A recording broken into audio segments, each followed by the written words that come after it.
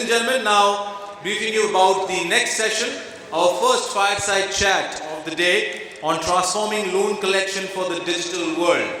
And to present this, we have two very dynamic fireside chat experts and industry experts as well. Please help me welcome on stage our first presenter for the fireside chat with a big round of applause, Mr. Rishabh Goel, co-founder and CEO of Credgenics. Can we have Rishabh with a big round of applause? Rishabh, welcome to the stage and welcome to the India NBFC Summit. Pleasure having you.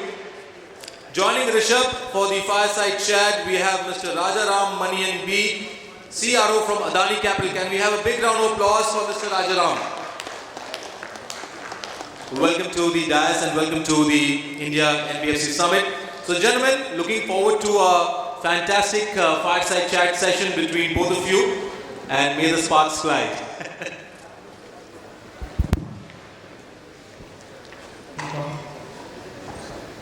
Hey, hi, good afternoon.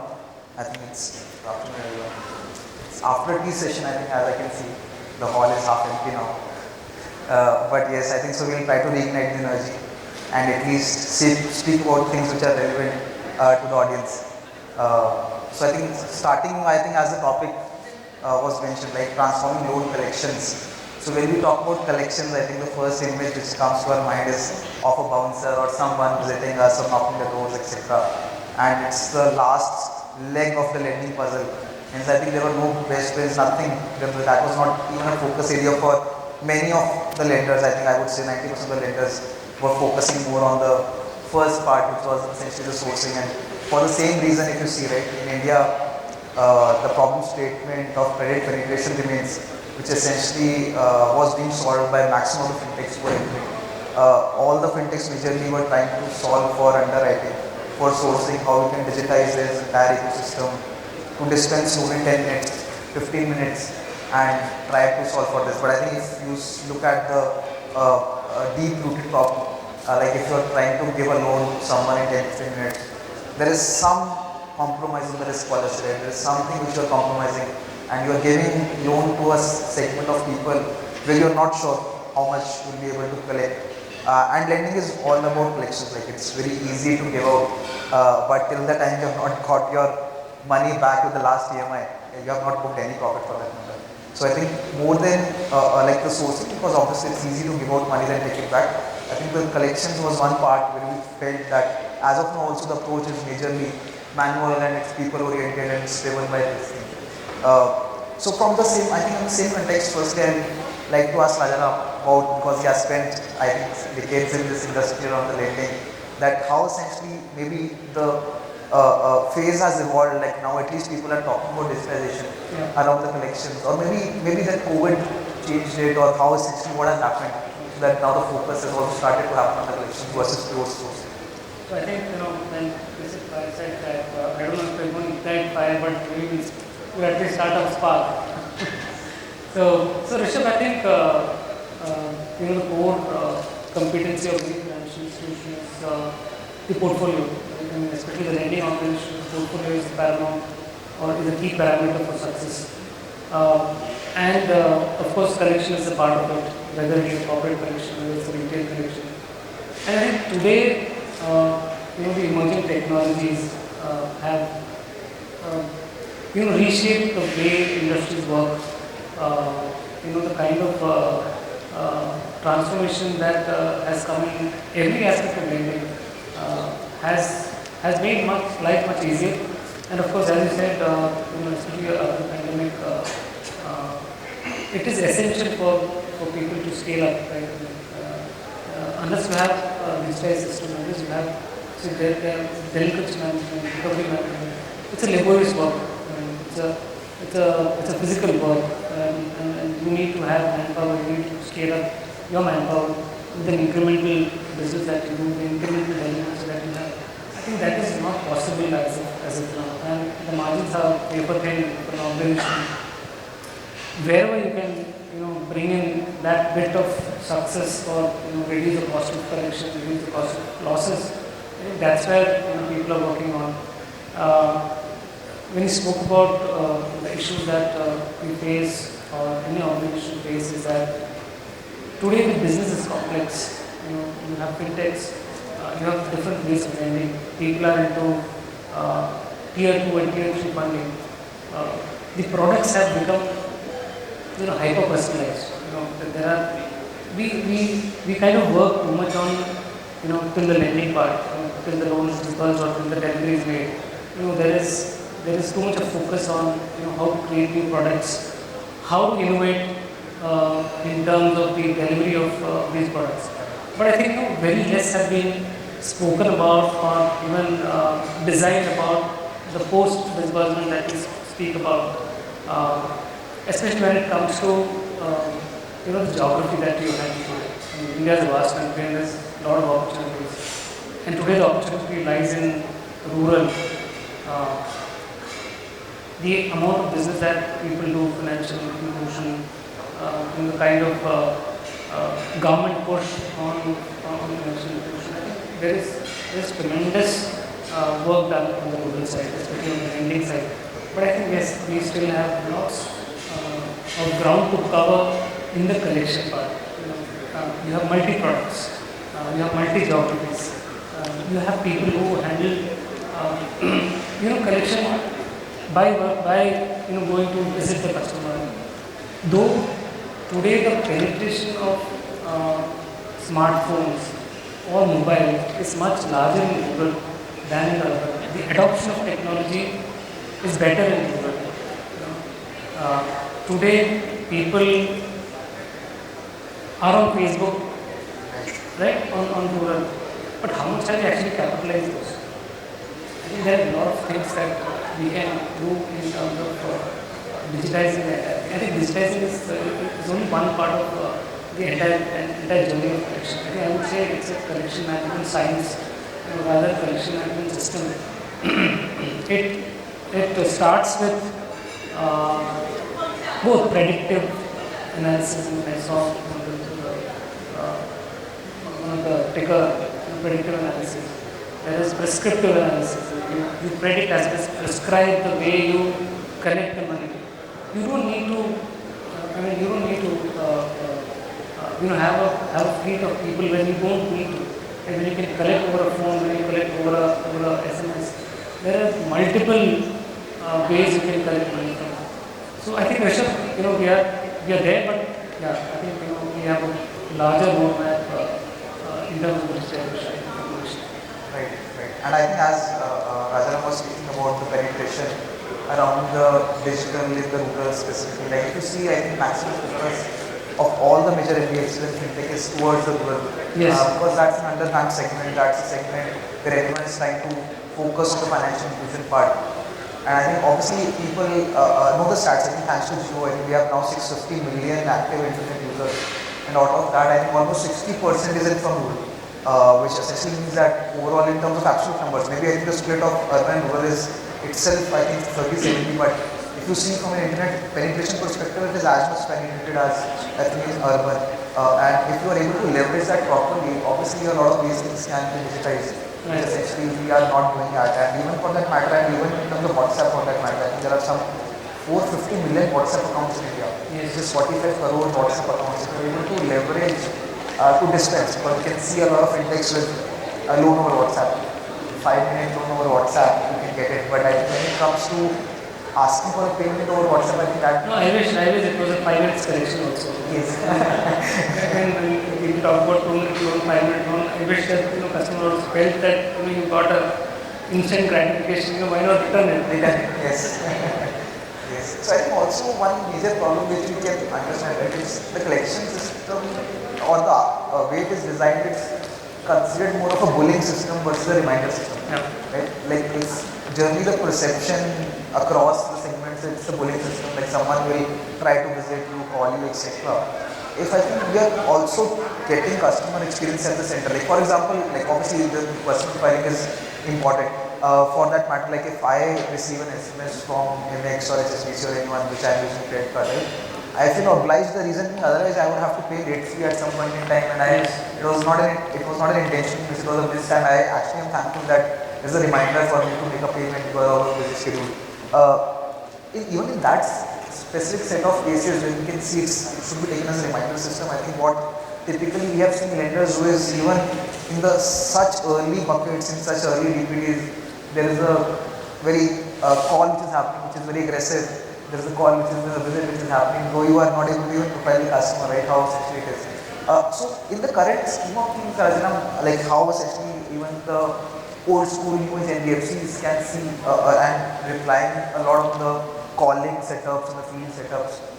In terms of mindset, like as of now, just want to understand what exactly is the thought process in the community, maximum the risk professionals, I think, right? So I think there's a paradigm shift in the way we design the entire collection piece, and I think every NBFC who is participating there started in a traditional way. We've been there for about 50 years or so. I think that's a huge transformation in thinking. I mean, actually it comes from thinking, right? Once you think and once you visualize things and then you put it in perspective. Now, collection today is very integral part of this management. I think it's not a standalone function that any NBFC or any financial institution consider it as a function. You have a business development team, you have a underwriting or a credit function team, you have risk management team, you have collection. So I think today collection is embedded into every function that you have. Because the collection is not just about going and getting your money back, right? It is all about what are the inputs that the entire collection team gives you in terms of early warning signals. What is the kind of geography that you can probably be a little aggressive, be a little conservative. It also goes into product development, what kind of product that you want to develop. And also when it comes to the profitability, people know, because today the sheer competition, your products can be copied, I won't say copied, but benchmarked probably. Your process can be benchmarked. But collection is something which is very different for each organization, because for example, so we are we are into lending, but we are into lending in mostly tier 2 and tier 3 cities, and we don't cater to a market which is prime in nature. So our distribution is actually between multiple products. So today collection, we don't have a specialist collection for a particular product. The collection team actually caters to all the products. But the nature of collection for each product is different. For example, for a tractor loan, the EMI could be as high as about 70,000 rupees. Maybe for a commercial vehicle, for a small commercial vehicle, the EMI could be around 5,000 rupees. For a home loan, it could be about a lakh or so. But the same person is actually going to collect it. So he needs that support in terms of analytics. When the customer is available, what kind of methodology that you use. Maybe you should call him first, you should then probably go on the 10th of the day. I think there are a lot of analytics that is involved today. Earlier, it was not as involved as today, but I think it was analytics 80%, the field work is only 20%. Actually, the execution is only 20%. The planning and the design of the entire system, I think that's taking center stage. Right.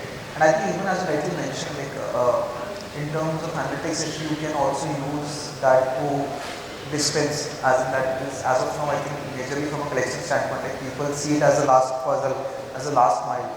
And even there is a lot of rich data points which gets generated out of this entire ecosystem, which can be even used to even underwrite. And I think that is one major area where we can see, I think that data points are not leveraged or used. So how we can actually take those data points and put it on underwriting, we can also maybe I think get an analysis around how the collections are ongoing at a particular pin code for that matter. Right. Or what particular demographic or what particular customer segment is working around and how is that happening, right? If we can actually use those data points to even aggressively lend. So this concept of financial inclusion will only be successful, right, if essentially we are able to get a comfort, like at least on the collections part, that we are now able to expand our aggressively. So from using that data points, I think data science and analytics here. So what exactly is, as of now, the focus of typical data, right? Because data science teams are there across, right? Data science teams are there across. But when you see and when you talk to them, I think maximum of them are trying to solve for the source. The entire science behind it is essentially put behind sourcing, and collection is still running as an art. We have seen that it's still running as an art, and maximum science is put behind that. So right now, are you seeing any tactical shift in terms of science or the data systems here? Rishabh, my personal view, we are still glued to archive processes. We love those processes that we've been doing for a period of time, and although it is changing, the mindset is changing, but yeah, it is a challenge to actually change the way the processes are made. I think it starts when you perceive a business idea. I want today I want to start an NBFC, I want to start a fintech. No, again, there's a focus more on the essentials to it, right? What are the essentials? The essentials are, capital. The essential is about, what kind of product segment that you have, what kind of portfolio segment that you want to build, what is your risk appetite, what kind of underwriting norm that you will have, what kind of people you will have. But I think collection is something which has to be part of, your designing itself. I know, conceptually it happens, but really practically do people invest a lot of money in designing a collection system even before it comes, right? I think it's more of a prevention. There could be scenarios where, I just wait for things to happen and then deploy my resources, and then I scramble on, what to do, what kind of fleet that I have, and then invest on data. So, though there is enough data we have, or rather too much of data that we have today, are we actively using it? The answer is 50-50. I think we still need to use a lot of data science for that. We have been attuned to use our subjective, intuitive decision-making abilities, whether it is in collection or whether it is in trading.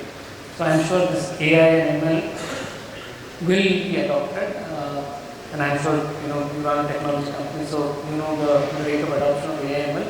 Today it is constant, but the percentage of organizations that really adopt, from a true sense, I think very less. Right. And I think extension to that also, as like you can see, right, a lot of focus of regulators has also come specifically on the fintech lending space, and the reason is that the NPA levels are off the roof. The collections, because ultimately I think the point of view which they had is that systematic risk in the economy is still there, because ultimately at the back end the lender is either a bank or an NBFC, right? Because even though the fintechs are reporting those NPA numbers, the banks are essentially lenders. So I think in the view of that, I think since they were not able to get a comfort on whether this money is going out of the economy or in terms of the collections, I think so right now some new regulations have come in which have made FLDG models very strict, which have made a lot of these payment gateways because of the reason of some involvement of outside country, and I think a lot of these things are happening. But from your viewpoint, I think, like just digressing a bit from the topic, but here in terms of recent view of the regulatory changes in terms of the fintech model, lending model, etc., how do you think that would impact in terms of the relationship and the collections capabilities also, right? As of now, the fintechs are more focused towards building, sourcing, as we said, and collection not a focus. But here, maybe the RBI is focusing that the collection responsibility has to be of a traditional bank or NBFC. Right? So that might also be, I would say, a backward step in a way that, like the NBFC banks would still keep on running the way they were running. Like fintechs were also trying to revolutionize the collections because they had to do that. So how do you think this change might impact how the systems are? I think it's too early for us to read between the lines. Of course, the digital RBI has come out with their guidelines, and even in terms of repayments, in terms of PPI. So there are a lot of regulation. Of course, RBI is more, regulators are concerned about data privacy. Also in terms of how we handle those customers, and the focus is not, I think they are also not in terms, they are kind of indicating you that the way business has to change, but I think it is more from a governance point of view, from a fair practice, that the organization has to adopt. I think the focus is on that. I think there will be a divide between obviously the traditional bankers and the new age fintech or NBFC or people who just started their journey right now, I am sure there will be a difference, and that difference is catching up. In fact, I have been part of some of the seminars, where the principal secretaries of the states had presented their roadmap on e-governance, the way they want to use technology to adopt even in village level, panchayat level, how they see the citizen, kind of respond to queries from the government, how they manage the data, what kind of firewalls they have on data security. I think even there is a transformation there also. So I think it will take some time, when these muddy waters will get actually clear, especially when you talk about fintech and regulation. I think there has to be a good mix of all those things, the regulatory authority, customer protection, and of course we need to make money also. So I think there has to be a balance between all these things. Right. So Rishabh, I thought I'd also ask you a question because you're an expert in technology, and whenever we design any system, like any kind of system, whether it's a loan origination system or a collection management system, or it could be a loan operating system. Today we don't have a single platform. When I say collection management science, right, CMS, collection management system. Why don't the technology expert come with a seamless integration of these elements, which is put together and not like a buffet where I can just pick and choose. And if I want to set up a collection team, it has to have business intelligence, it has to have data integration, it has to have the early warnings integration, as well as segmentation, geography segmentation, geospatial data. Why don't we have somebody working on a unified platform? So, Rajaram, I just want to understand, like, from the LOS to the collection, you want that the same platform is covering the entire journey. Right. Yes, I think that also actually, I think, as the economy evolved and as the need evolved, I think so LOS and LMS were obviously the major focus area, and the reason is that you have to reduce your cost of acquisition, otherwise you cannot enter into that small ticket size loans. Right. Maximum focus was on reducing the cost of acquisition and getting a seamless processing fee, because the average loan amount was getting reduced over time. So I think a lot of focus came on the LMS and LOS part, how efficiently you can manage in terms of the systems. And I think right now what we saw that because of that a lot of collections problem came in. But for both the things, right, essentially there has to be a dedicated effort put in the early work, like in that part and this segment also.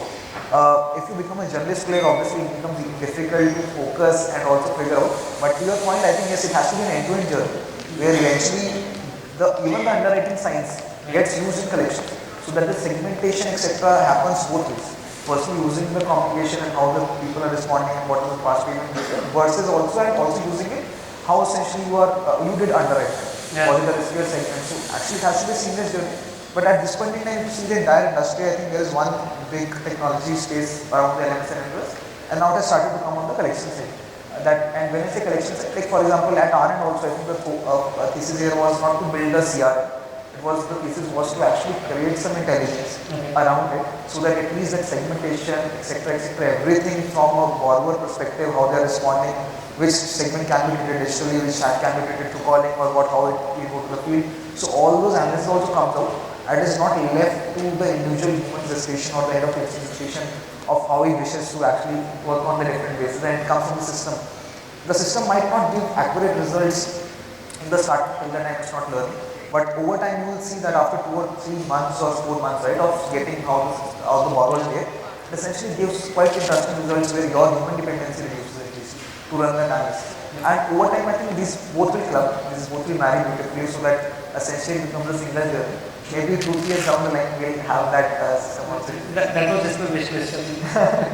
So there's always the bespoke development that is the norm of the day. So there's the organization different, people are different, so one should benefit all. Yes, and even in collection, if you see, there are 5 teams, there are 6 teams who are working. Right? There's calling, there's a legal, there's a field, there are so many combinations. So even today, even in collection, it's like 5 different teams working. And for that, at least you also require a single system where you can get a unified view and a feedback loop gets created. So I think even in itself, that became quite of a task, right, to bring everyone on the same platform and get a customer 360 view so that you can then file it based on how they are responding. So I think once that gets over, I think even that relation to the earlier segments will be fairly easy, I would say. Thank you so much, Rishabh, and thank you so much, Mr. Rajaram, for that wonderful fireside chat session. And we have a big round of applause for the gentleman, please. And ladies and gentlemen, in the interest of the time, one question from the audience only. And if you have any further questions, they are available after this session as well. You can take it up there, but we'll take one question from the audience. And do we have a question?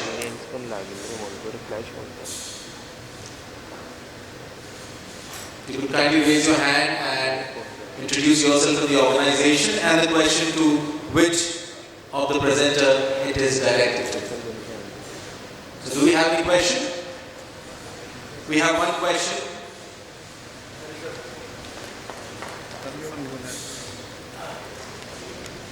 Well, we discussed about collections and just a small thing because you guys... Sir, if you could introduce yourself and the Okay, organization. I'm so sorry. I am Rishabh. I head the collections, entire collections group for Tata Capital. So just a small query because most of the people here are from a fintech background and not only for collections but the entire data science is used while you disbursing the loan. So just a small thing that the same data which propels that he's a good customer need to be funded and obviously the risk guys are also here. They take it on the face value of it and this is a good case we should do. The same guy gets into default. Right? So I'm only trying to, my question to you is, are we really working out in that direction? Because you mentioned 2 things which are very, very important. One was science and arts. Whether it's the science. For me, collections has always been, and I always feel it's 50% science and 50% art.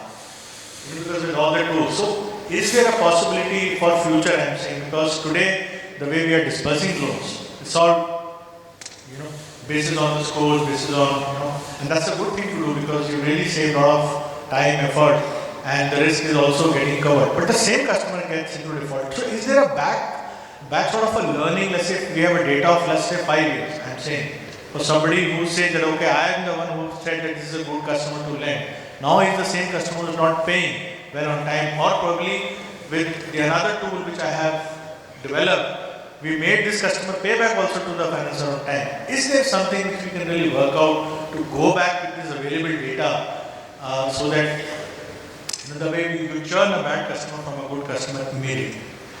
Yeah, so actually, I think to your point, I think you rightly mentioned that as of now it's 50% art and 50% science, I think, but when it comes to art, it actually is not scalable.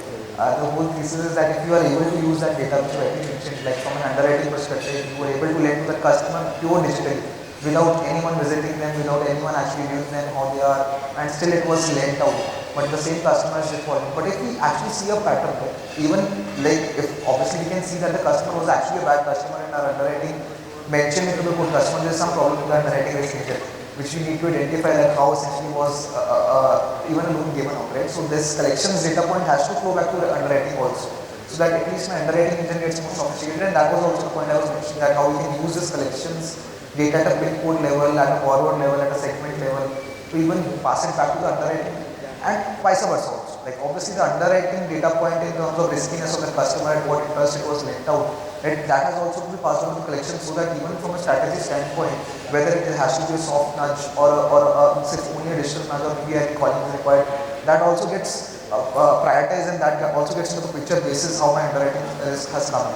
So both these underwriting cases have to marry, and there has to be a seamless flow of data from both the segments, so that overall lending ecosystem grows. I think that is the whole reason, and this 50% art and 50% science, it makes, like if it goes to 80-20, because we know that collections fully automated, it's in this current realistic world it's not possible. But there will be some segment of borrowers which will require some nudges, even physically. So what we say, at least not pure digital, but at least a digital plus physical mix or a digital approach should work out. And you should be able to segment borrowers basis what they are essentially wanting to have. So at least I think 80-20, at least you should try towards that. And to your point, yes, both of them have to marry. At this point in time also we're trying to see if collections data can be married to underwriting and the same vice versa can happen. Thank you so much, Rishabh, for that. So, ladies and gentlemen, I would now like to call on stage Thiru from Kinara Capital to kindly do the honors of facilitating this wonderful presentation session on Fireside Chat, and both the presenters, Rishabh and Mr. Rajaram Manian. We'll start with Mr. Rishabh Goel, co-founder and CEO of Credgenics first. Thank you, Rishabh, for that wonderful presentation in this Fireside Chat. Mr. Rajaram Manian B, CRO Adani Capital. Thank you so much, Rajaram, for being such a wonderful presenter in the Fireside Chat session. Thank you so much. And can we have a group photograph with Thiru, please? Thiru, if you could join the presenters for a group photograph.